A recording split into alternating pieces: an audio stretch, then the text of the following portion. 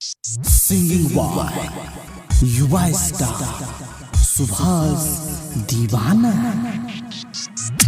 ये कोडिया दादा भंगा चाची,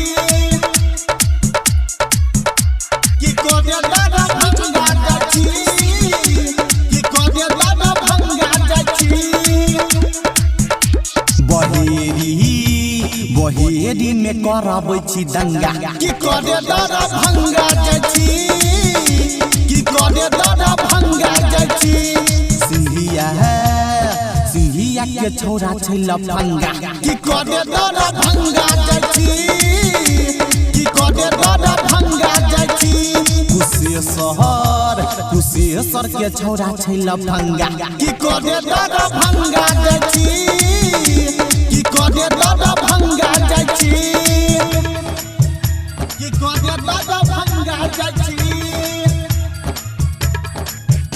की कोडिया दादा भंगा चाची, की कोडिया दादा भंगा चाची।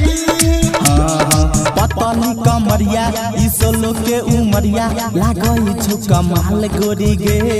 गाँव के छौड़ा पड़ला छौ पीछा देख के तो हर गाल गोरी गे। पतली कमरिया इसलो के उमरिया लागै छौ कमाल गोरी गे। गाँव के छौड़ा पड़ला छौ पीछा देख के तो हर गाल गोरी गे।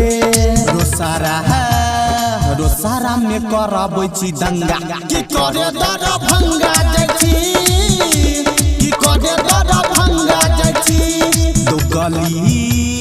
दो गली के छौरा छै लफंगा। की कोडिया दादा भंगा चाची, की कोडिया दादा भंगा चाची, की कोडिया दादा भंगा चाची, की कोडिया दादा भंगा चाची, की कोडिया दादा भंगा चाची। सुभाष दीवाना हम परमुद कहै छौ तू द दे अपन नंबर गे। राजा रमेश कहै छौ गे गोरी तू बना जो माल हमर गे। सुभाष दीवाना हम परमुद कहै छौ तू द दे अपन नंबर गे। राजा रमेश कहै छौ गे गोरी तू बना जो माल हमर गे। बहेरी में कराबै छी दंगा। की कोडिया दादा भंगा चाची, की कोडिया दादा भंगा चाची। मिर्जापुर के छौरा छै लफंगा। की कोडिया दादा भंगा